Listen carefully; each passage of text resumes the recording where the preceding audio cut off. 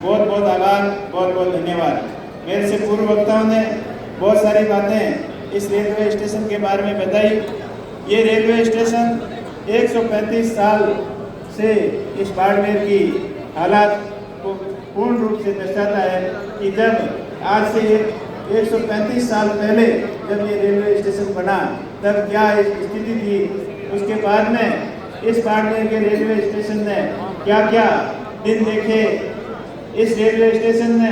वो हालात भी देखी जो आज़ादी के पहले जो अपने खास क्षेत्र की जो व्यवस्थाएं थी, यहाँ की किन परिस्थितियों के अंदर लोग अपना जीवन यापन करते थे, और धीरे धीरे वो बदलाव भी देखे।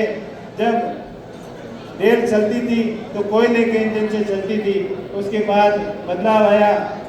और डीजल इंजन से रेल चलने लगी। उसके बाद ये मीटर गेज से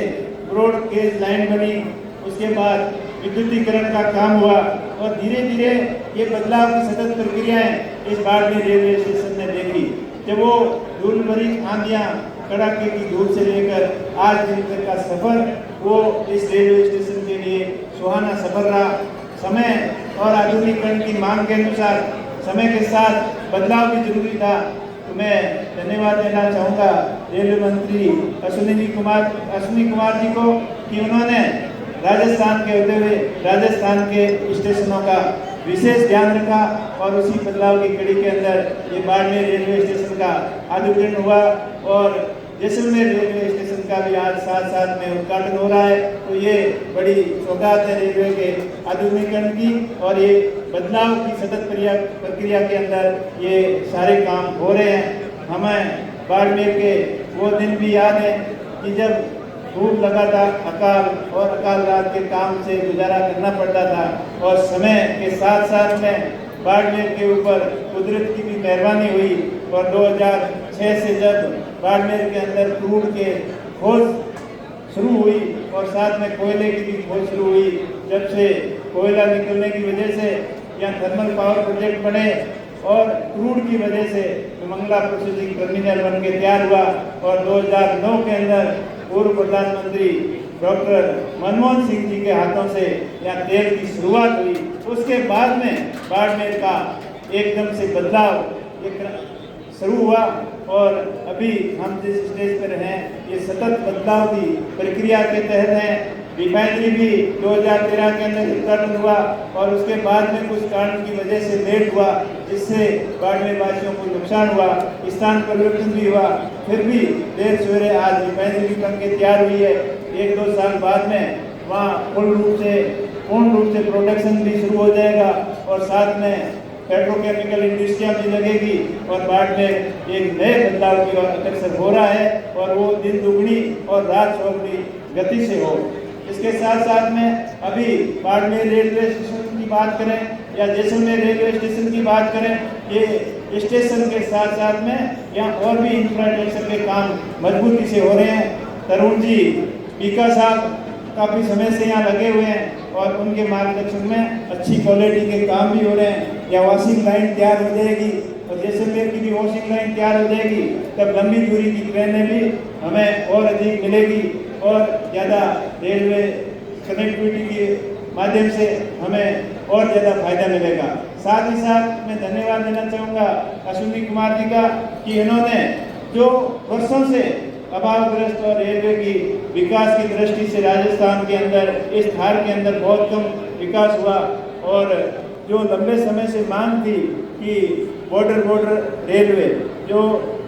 जैसलमेर, बाड़मेर और भाबर रेल परियोजना की लंबे समय से हमारी लंबित मांग थी। पहले भी कई पूर्व नेताओं ने प्रयास किए, कैलाश जी बैठे इन्होंने भी कई बार प्रयास किए, कन्नड़ साहब ने भी प्रयास किए, लेकिन वो प्रयास अब सफल होते साकार होते नजर आ रहे हैं। उस रेलवे लाइन का सर्वे भी हो गया है और हम आशा करते हैं कि हम सब मिलकर उस विकास के लिए सभी प्रयास करेंगे। कैलाश जी भी करेंगे, मैं भी प्रयास कर रहा हूँ कि वो सौगात मिले और ये बाड़मेर रेलवे स्टेशन की एक नई पहचान बने कि लास्ट स्टेशन है, बॉर्डर का स्टेशन है, और ये फर्स्ट स्टेशन के रूप में कैसे विकसित हो और अधिक फायदा हो। अभी यहाँ प्रतिदिन करीब 8,000 यहाँ पैसेंजर इस रेलवे की सेवा का लाभ ले रहे हैं बाड़मेर स्टेशन से। अगर वो गुजरात वाला लाइन जैसलमेर बाड़मेर भाबर अगर लाइन हो जाती है तो दक्षिण भारत सीधा रेलवे कनेक्टिविटी से जुड़ जाएगा और यहाँ से करीब 25-30 हज़ार यात्री डेली रेलवे की सेवाओं का लाभ उठाएंगे और अपना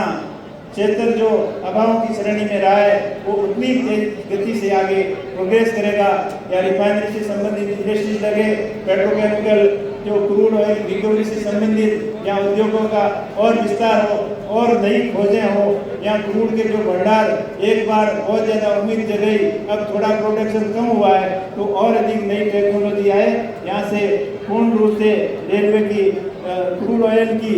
रिकवरी हो जिससे रेलवे को भी फायदा हो और आम लोगों को भी फायदा हो, ये हम आशा करते हैं। और निरंतर बाड़मेर जिला आगे बढ़ता रहे। साथ ही साथ वॉशिंग लाइन के लिए अभी बीका जी से मेरी पहले बात हुई थी कि 60 करोड़ के काम तो टेंडर स्वीकृत हो गए हैं या काम चालू है और आने वाले समय में 150 करोड़ के काम और होने हैं कि यहाँ एक आधुनिक तरीके की रेलवे वॉशिंग वर्कशॉप यहाँ तैयार होगी जहाँ रेलों का मेंटेनेंस का काम होगा और रेल के फेरे भी बढ़ेंगे, लंबी दूरी की रेलें भी आएगी। साथ ही साथ हम भी प्रयास कर रहे हैं कि दिल्ली से जैसलमेर जैसे एक डायरेक्ट ट्रेन शुरुआत की है, वैसी की वैसी एक ट्रेन बाड़मेर से शाम को यहाँ से रवाना हुए और सुबह दिल्ली पहुँच जाए और दिल्ली से शाम को रवाना हुए और सुबह बाड़मेर आ जाए। जैसे म्यावानी अपनी गाड़ी पहले चलती थी उसका टाइमिंग अच्छा था, उसी टाइमिंग की एक गाड़ी तुरंत तत्काल प्रभाव से शुरू हो, इसके लिए प्रयास करेंगे। और जैसलमेर से बीकानेर होते हुए दिल्ली के भी जैसलमेर वालों की भी मांग थी, उस गाड़ी के लिए भी मैं प्रयास करूंगा। और लंबी दूरी की जो दक्षिण भारत से कनेक्टिविटी की रेलें हैं, दक्षिण भारत के अंदर हमारे प्रवासी भाई हमें रोज़ फोन करते हैं, डिमांड करते हैं कि हमारे लिए लंबी दूरी की कनेक्टिविटी की ट्रेनें डेली बेसिस पे हो, उन ट्रेनों के लिए भी हम प्रयास करेंगे। उसके लिए जल्दी जो अपनी वॉशिंग लाइन तैयार हो जाएगी तब से बहुत सारी अपने को फैसिलिटी मिलेगी। इसी प्रकार आप सबका भरोसा और विश्वास रेलवे के ऊपर है वो कायम रहे और रेलवे जिस गति से आगे बढ़ा है उससे दिन दुगनी रात चौगुनी गति से आगे बढ़े और आधुनिकता के साथ में बढ़े, प्राइवेटाइजेशन की तरफ कम जाए और जो सिस्टम रेलवे का था उसी सिस्टम से उसी स्वरूप के अंदर रेलवे आगे बढ़ता रहे। इन्हीं शुभकामनाओं के साथ में आप सभी का बहुत बहुत आभार, बहुत बहुत धन्यवाद बीका जी और उनकी पूरी इंजीनियरिंग टीम का, जिसकी निरीक्षण के मार्गदर्शन के अंदर ये अच्छे काम हुए और आगे होने वाले काम भी अच्छी क्वालिटी के साथ में अच्छे काम हुए। इसके लिए आप सभी का बहुत बहुत आभार, बहुत बहुत धन्यवाद। जय हिंद, जय भारत।